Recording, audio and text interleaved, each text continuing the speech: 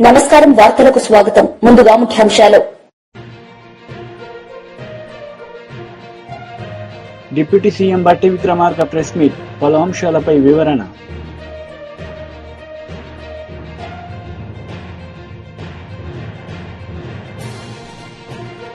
మాజీ మంత్రి విడుదల రజనీ ప్రెస్ మీట్, టీడీపీ నేతలపై ఫైర్.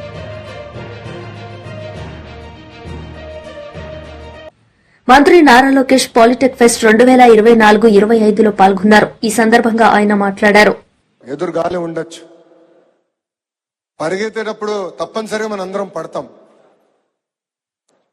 పడిన వెంటనే ఎంత తొందరగా లేస్తాం అనేది చాలా చాలా ముఖ్యం మన జీవితంలో. సో ఈశ్వర్ ఈరోజు సరేనే నాకు ఈరోజు చూపించారు, ఎస్ దీన్ని సాధిస్తాం, ఇబ్బంది ఉంది పర్వాలేదు, మీరు ఒక్క స్టాల్ ముందరికెళ్ళి రాండి అని చెప్పారు. నిజంగానే వాళ్ళు నేను అభినందిస్తున్నాను. థ్యాంక్ యూ అమ్మా.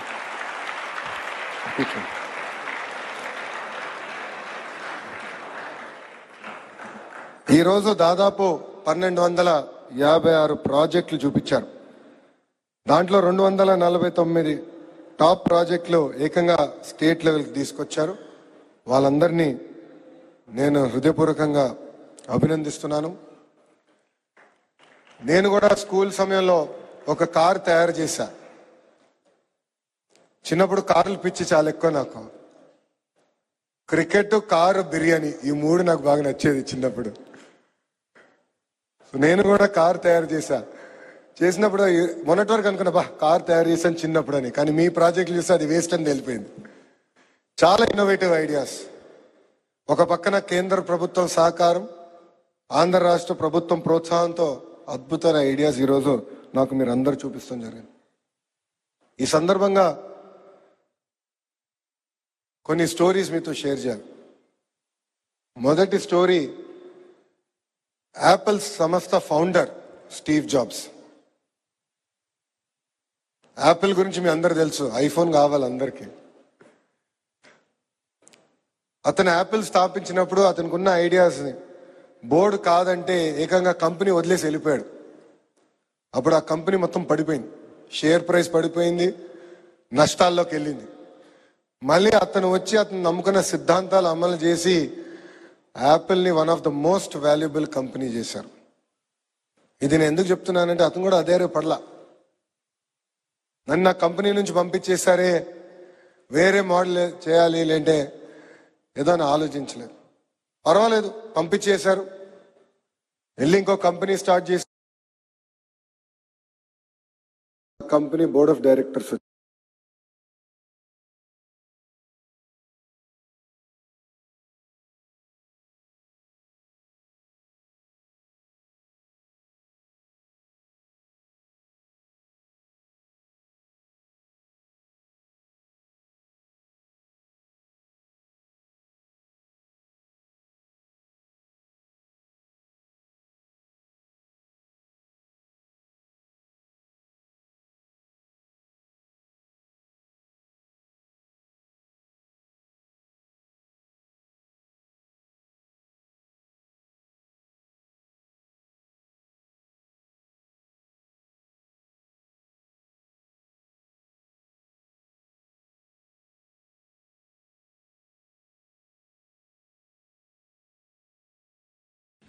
మాజీ మంత్రి విడుదల రజనీ మీడియా సమావేశం నిర్వహించారు. ఈ సందర్భంగా టీడీపీ నేతలపై ఆమె మండిపడ్డారు.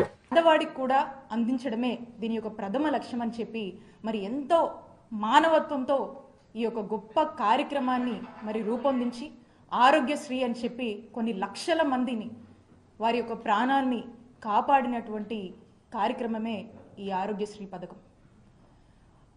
ఈ ఆరోగ్యశ్రీ పథకం మనం చూసినట్టయితే ఇదొక వెల్ఫేర్ ప్రోగ్రాము, వెల్ఫేర్ స్కీమ్ లాగా మనం చూసే కంటే కూడా ఏదైనా ఒక వెల్ఫేర్ ప్రోగ్రామ్ అంటే దాని మానిటరింగ్ వాల్యూ చూస్తాం. కానీ ఈ ప్రోగ్రామ్ చూసినట్టయితే దీంతో ఇది ఒక మానిటరింగ్ వాల్యూతో పాటు ఒక ఎమోషనల్ వాల్యూ కూడా ఉన్నటువంటి, అంత శాంక్టిటీ ఉన్నటువంటి ప్రోగ్రామ్గా ఆరోగ్యశ్రీని చూడాల్సినటువంటి అవసరం ఉంది. మరి ఇదే కార్యక్రమాన్ని, ఈ గొప్ప మానవత్వంతో కూడినటువంటి ఈ కార్యక్రమాన్ని దీన్ని నిజం చేస్తూ వైఎస్ఆర్ గారు తీసుకొచ్చినటువంటి ఈ కార్యక్రమాన్ని పేదలకు ఎంతో మంచి చేస్తుందనేటువంటి ఒక గొప్ప లక్ష్యం ఉన్నటువంటి ఈ కార్యక్రమంగా దీన్ని మా నాయకుడు జగన్మోహన్ రెడ్డి గారు దీన్ని మరింత స్ట్రెంథన్ చేస్తూ మరి మేము అధికారంలోకి వచ్చిన దగ్గర నుంచి ఏ విధంగా అడుగులు ముందుకు వేశారో రాష్ట్ర ప్రజలందరికీ కూడా తెలుసు. జగన్మోహన్ రెడ్డి గారు అధికారంలోకి వచ్చే నాటికి 1059 ఉన్నటువంటి ఈ ఆరోగ్యశ్రీ ప్రొసీజర్స్ ఏవైతే ఉన్నాయో వాటిని 3257 ప్రొసీజర్స్కి పెంచినటువంటి ఘనత జగనన్న ప్రభుత్వానికి దక్కుతుంది. అలాగే నెట్వర్క్ హాస్పిటల్స్ 919 నెట్వర్క్ హాస్పిటల్స్ ఉండేవి మేము అధికారంలోకి వచ్చే నాటికి. మరి వాటిని 2300 హాస్పిటల్స్గా కూడా విస్తరించడం జరిగింది జగనన్న ప్రభుత్వంలో. అలాగే ఆరోగ్యశ్రీ ఏదైతే 5 లక్షల వరకు వర్తింపు ఉండిందో, 5 లక్షలకే పరిమితం ఉండిందో దాన్ని 25 లక్షల వరకు కూడా పెంచినటువంటి ఘనత జగన్మోహన్ రెడ్డి గారి ప్రభుత్వానికి దక్కుతుంది. అలా మనం ఏది చూసినా కూడా జగనన్న ఆనాడు వైఎస్ఆర్ గారు ఏదైతే ఒక ఆలోచనతో ముందుకు వెళ్ళారో దాన్ని మరింత మరింత మరింత స్ట్రెంథెన్ చేస్తూ ఈ రాష్ట్ర ప్రజల ఆరోగ్యం ప్రభుత్వానిదే బాధ్యత.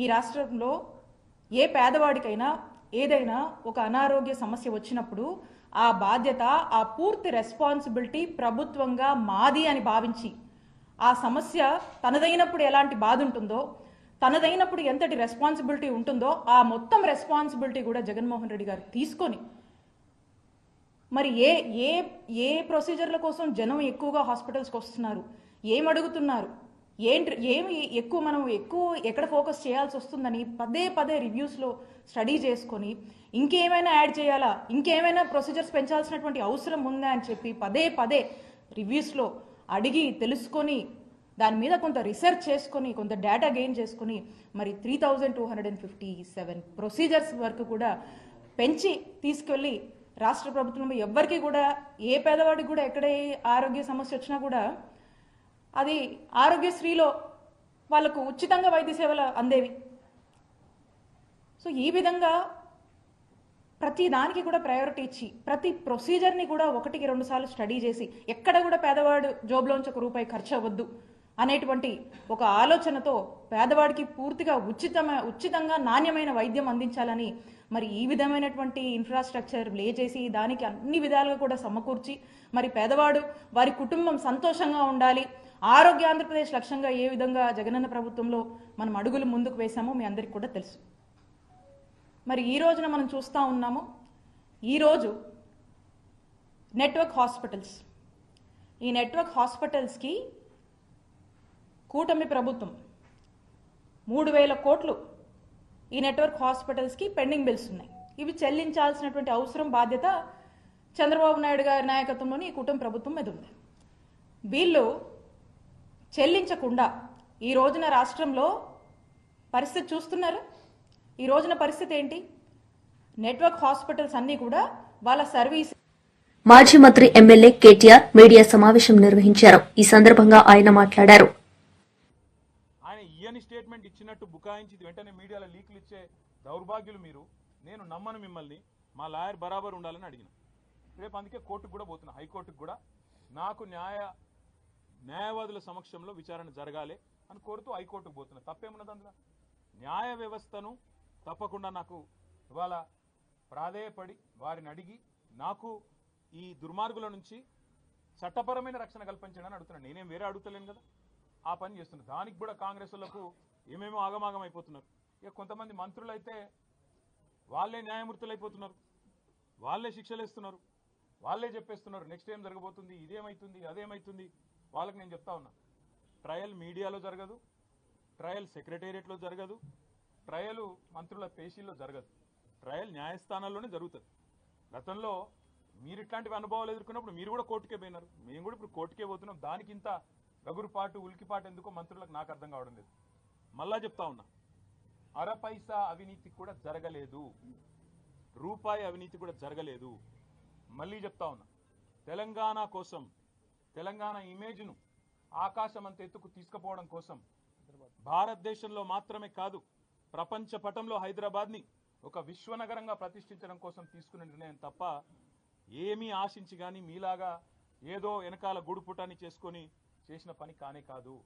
ఇక్కడ మొబిలిటీకి కేంద్రంగా భవిష్యత్తులో ఎలక్ట్రిక్ వాహనాలు ఏవైతే వస్తున్నాయో వాటన్నిటికీ ప్రధాన కేంద్రంగా హైదరాబాద్ను తెలంగాణను తీర్చిదిద్దాలనే ఒక ఉత్కృష్టమైన ఆలోచన చేసినాం తప్ప మీలాగా నికృష్టమైన ఆలోచనలు మాకు లేవు. మళ్ళీ చెప్తా ఉన్నాం, మీలాగా దివాలాకోరు పనులు చేయాల్సిన కర్మ మాకు లేదు. 110% మళ్ళీ చెప్తున్నా, మీరు ఏ రకంగా వచ్చినా ఏ విచారణకు రమ్మన్నా నేను వస్తాను. ఎల్లుండి 9వ తారీఖు నాడు కూడా లాయర్లతో మరి రేపు హైకోర్టు రిలీఫ్ ఇస్తే, నాకు అవకాశం ఇస్తే, హైకోర్టు మా వాదనను మన్నిస్తే, లాయర్లను అనుమతిస్తే లాయర్లతో పోతా అటెండ్ అవుతాను. ఈడీ కూడా పిలిచింది 16వ తారీఖు నాడు, తప్పకుండా వారి దగ్గర కూడా పోతాను. వారు కూడా ఏమడిగినా సమాధానం చెప్పడానికి నేను రెడీగా ఉన్నాను. నాకు దాపరికము లేదు, నాకు దాయాల్సింది కూడా ఏం లేదు.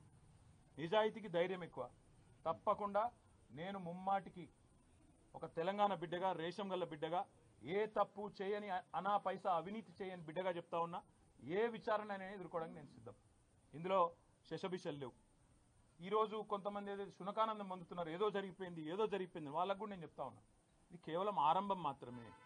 ఒక మీ పిటిషన్ను మీ విచారణను కొనసాగించుకోమని చెప్పింది హైకోర్టు తప్ప, హైకోర్టు ఏమీ నాకు శిక్ష వేయలేదు, నేనేం నేరం చేసినా అని చెప్పలేదు, లేదా నేనేదో తప్పు చేసినట్టు అంతకంటే చెప్పలేదు, కనీసం స్కామ్ అన్న మాటను కూడా వాడలేదు. కాబట్టి నేను పాత్రికేయ మిత్రులను కూడా కోరుతా ఉన్నా, ఇదిగో పులి అంటే అదిగో తోక, దయచేసి ఆగం కాకండి. ముఖ్యమంత్రి నోట్లకెళ్ళి వచ్చేటి అన్నీ వేదవాక్కులు కావు. ఆయన చెప్పేటి, ఆయన ముఖ్యమంత్రి ఆఫీస్ వెళ్ళి వచ్చేటి అన్నీ లీకులన్నీ అవేమి భగవద్గీత సూక్తులు కావు. చాలా చాలా లీకులు ఇస్తూ ఉన్నారు. ధైర్యంగా డైరెక్ట్గా చెప్పే ధైర్యం లేదు. నేను ఇంకొక మాట అడుగుతున్నా, మాకు ప్రత్యామ్నాయం ఏముందండి? అసెంబ్లీ సమావేశాలు జరుగుతున్నాయి, మేము అడిగినాం, చర్చ పెట్టి. మాజీ మంత్రి శ్రీనివాస్ గౌడ్ మీడియా సమావేశం నిర్వహించారు. ఈ సందర్భంగా ఆయన మాట్లాడారు. ఆలోచన తప్ప, తెలంగాణ ప్రతిష్టను దెబ్బతీయడం తప్ప వేరే ఆలోచన లేదు. 10 సంవత్సరాలు కష్టపడి తెలంగాణను ఎక్కడి నుంచి ఎక్కడ తీసుకుపోయినాం. అటు వ్యవసాయం తీసుకున్నా, ఇండస్ట్రీ తీసుకున్నా, తెలంగాణలో అనేక అంశాలపైన 10 సంవత్సరాలు ఒక 100 సార్లైన కేంద్రంలోని అధికారులు, కేంద్ర మంత్రులు హైదరాబాద్కు వచ్చి తెలంగాణ మాదిరిగా మనం కూడా రాష్ట్రాలు చేయాలని చెప్పి అధ్యయనం చేసిపోయినాయి. మరి 10 సంవత్సరాలు అధికారంలో ఉన్నప్పుడు దేశం మోడల్గా ఉండాలి, తెలంగాణ మోడల్గా ఉండాలని అనేక రాష్ట్రాల్లో వాళ్ళ ఎలక్షన్స్లో మేనిఫెస్టోలో కూడా మేము అధికారంలోకి వస్తే తెలంగాణ మాదిరిగా ఇంటింటికి నీళ్ళు ఇస్తాం, తెలంగాణ మాదిరిగా కళ్యాణ లక్ష్మి ఇస్తాం, తెలంగాణ మాదిరిగా అగ్రికల్చర్ డెవలప్ చేస్తాం, రైతు బంధు ఇస్తామని చెప్పుకున్నారు.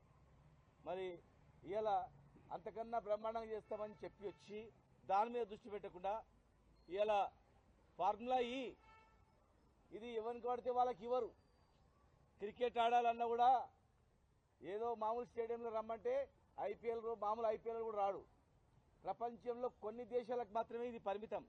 కొన్ని దేశాలు చేస్తుందనే నమ్మకం ఉంటేనే వాళ్ళు వస్తారు. దానివల్ల 700 కోట్ల పైగా ఇండైరెక్ట్గా తెలంగాణకు లాభం జరిగింది. దాదాపు 35,000 మంది వీక్షించారు.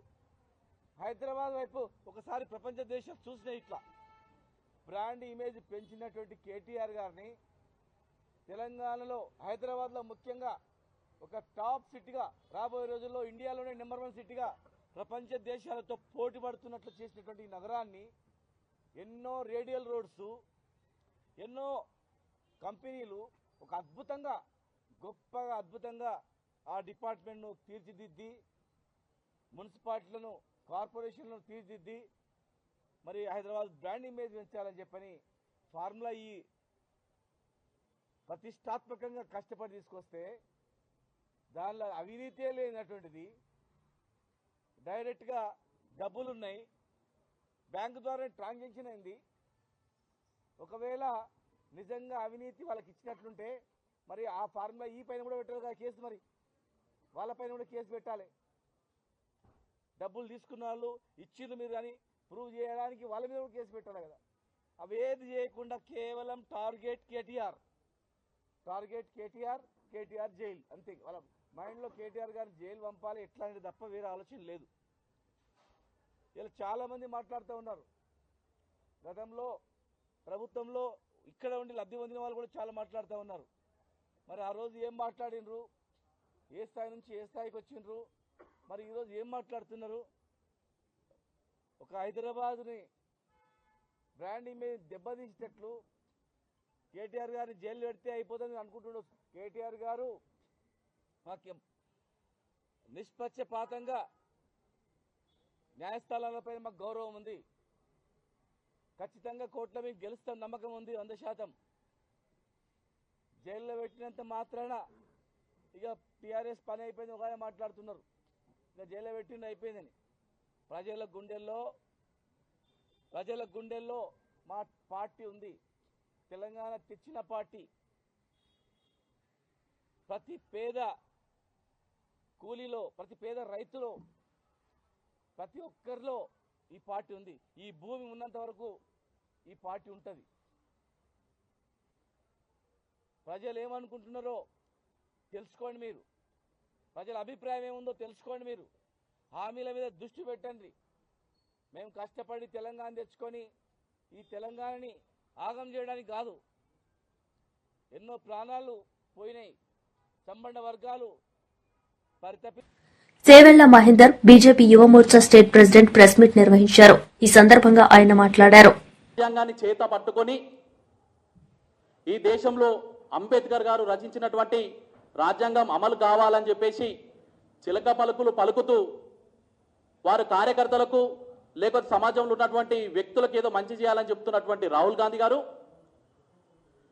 ఈరోజు అదే రాజ్యాంగాన్ని కూని చేసే విధంగా మీ యొక్క కార్యకర్తల యొక్క చర్యని మీరు గమనిస్తున్నారా అని చెప్పేసి మేము అడుగుతున్నాం. ఇప్పుడే కాదు, గతంలో కూడా రేవంత్ రెడ్డి గారు ముఖ్యమంత్రి యొక్క హయాంలో, మరి ముఖ్యమంత్రి యొక్క కనుసైగల్లో ఈరోజు ఉసిగలిపి మా రాష్ట్ర కార్యాలయం పైన దాడి చేయడమే కాకుండా రాష్ట్ర కార్యంలో ఉన్నటువంటి ప్రజలపైన, నాయకులపైన సమస్యలని చెప్పుకుందామని వచ్చినటువంటి సామాన్యమైనటువంటి ప్రజలపైన దాడికి ఈరోజు మీ కార్యకర్తలు పూనుకురారని చెప్పేసి సందర్భంగా తెలియజేస్తున్నాను. దాడి అంటే ఆషామాషి దాడి కాదు. ప్రీ ప్లాన్గా గత 2 రోజులుగా ప్లాన్ చేసుకొని ఈ రాష్ట్ర కార్యాలయాన్ని టార్గెట్ చేయాలి, ఆ రాష్ట్ర కార్యాలయంలో ఉన్నటువంటి వ్యక్తులని చంపే ప్రయత్నము ఈ కాంగ్రెస్ గుండాలు చేసిరని చెప్పేసి ఒక సందర్భంగా తెలియజేస్తున్నాను. రేవంత్ రెడ్డి గారు మీకు కనిపిస్తలేదా? నువ్వు ఎవరినైతే ఎన్నుకున్నావు నీ యూత్ కాంగ్రెస్ నాయకులు ప్రతి ఒక్కరు కూడా డ్రగ్స్ కార్యకర్తలు కావచ్చు, లేకపోతే లిక్కరు కార్యకర్తలు కావచ్చు, ఇట్లా చెప్పుకుంటూ పోతుంటే సంస్కారం లేనటువంటి వ్యక్తులను నువ్వు నాయకులుగా వేసుకొని ఈ సమాజం పైన దాడి చేపిస్తున్నావు, రాష్ట్ర కార్యాలయం మీద దాడి చేపిస్తున్నావు. ఈరోజు మేము ఒకటే అంటున్నాం. మీరు ఏదైతే ప్రేరేపిస్తున్నారో, మీరు ఎవరినైతే ఉసిగల్పుతున్నారో వారిలాగా మా యొక్క ప్రవర్తన కనుక మారినట్లయితే రాష్ట్రంలోనే కాదు దేశవ్యాప్తంగా అనేకమైనటువంటి రాష్ట్రాలలో మేము అధికారంలో ఉన్నాం. నీ పార్టీ కానీ, నీ పార్టీ జెండా కానీ, నీ పార్టీ కార్యాలయాన్ని కూడా భూస్థాపితం చేయడానికి మా కార్యకర్తలు వెనుకడుగయ్యారు. కానీ మేమంతా కూడా ధర్మానికి, సంస్కృతి సాంప్రదాయాలన్నీ కూడా తెలిసినటువంటి వ్యక్తులు. మేమంతా కూడా మా పెద్దవాళ్ళందరూ కూడా మాకు ఒక మంచి మార్గంలో నడవాలని చెప్తున్నటువంటి వ్యక్తులు. కానీ నువ్వు నిరంతరం మా యొక్క మా ఓపికని ప్రశ్నించే విధంగా నీ యొక్క దుశ్చరిత్ర ఉన్నది.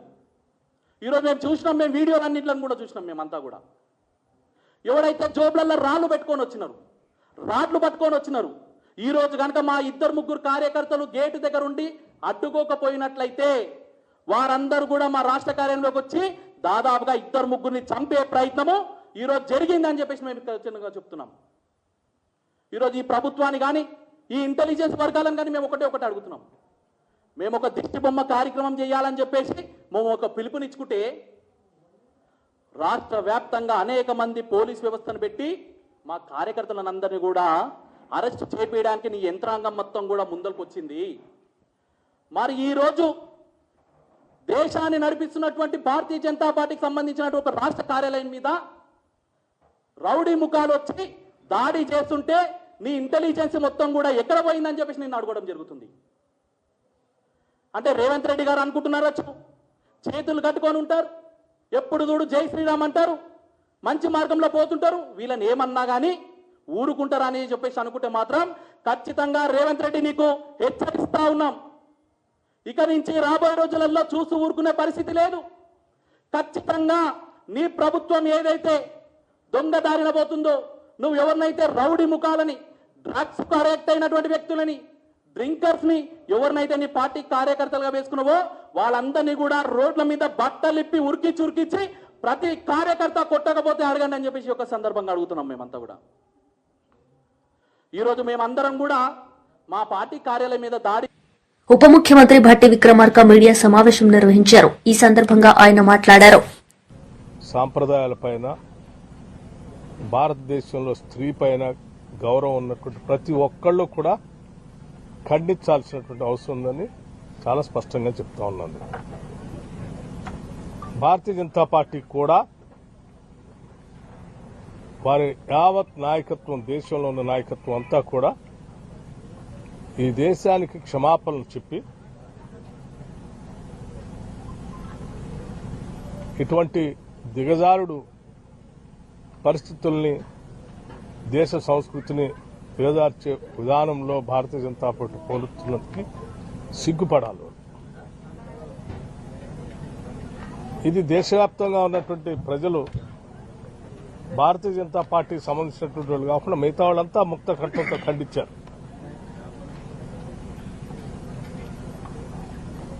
ఇది స్త్రీ పైన గౌరవం ఉన్నటువంటి వాళ్ళు, దేశం కోసం త్యాగాలు చేసి ప్రాణాలు అర్పించినటువంటి కుటుంబాలకు సంబంధించినటువంటి గౌరవ పార్లమెంట్ సభ్యురాలు గురించి ఆ రకంగా మాట్లాడటం అనేది ఈ దేశం మీద ప్రేమ, భక్తి ఉన్నటువంటి వాళ్ళు ఎవరు కూడా జీర్ణం చేసుకునేటువంటి పరిస్థితుల్లో లేరు. సో అటువంటి పరిస్థితుల్లో క్షణికావేశాల్లో కొద్దిమంది యువజన కాంగ్రెస్ నాయకులు భారతీయ జనతా పార్టీ కార్యాలయం పైన దాడి చేశారనేటువంటి వార్త తెలుసుకున్న వెంటనే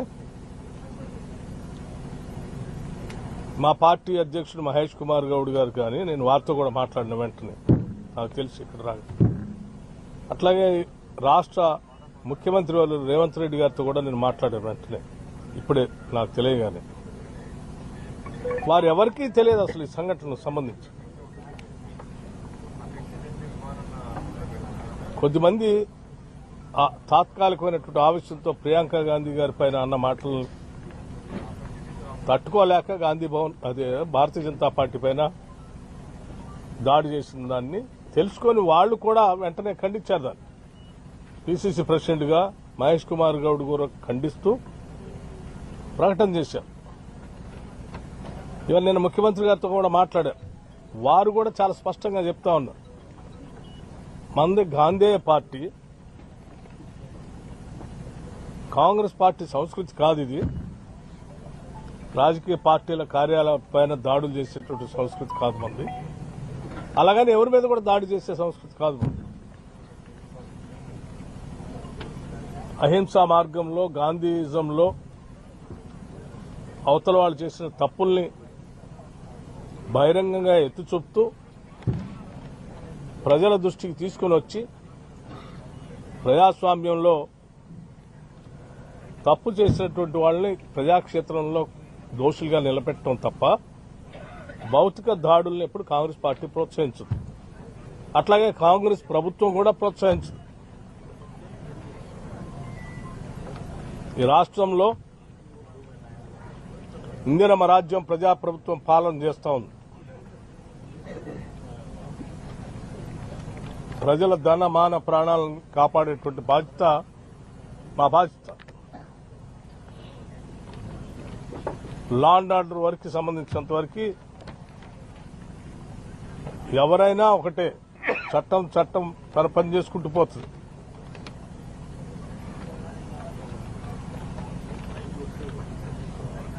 రాజకీయ పార్టీల కార్యాలయాలపైన దాడులు చేసేదాన్ని పూర్తిగా పార్టీ పరంగా మహేష్ కుమార్ గౌడ్ గారు కానీ. వార్తలు ముగించే ముందు ముఖ్యాంశాలు మరోసారి. Deputy CM Bhatti Vikramarka press meet, పలు అంశాలపై వివరణ.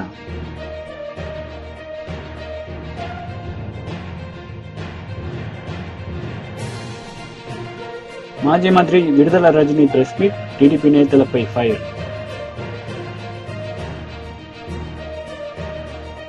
ఈ వార్తలు ఇంతటితో సమాప్తం. తిరిగి ప్రసారమయ్యే వార్తల్లో మళ్లీ కలుద్దాం. అంతవరకు సెలవు. నమస్తే.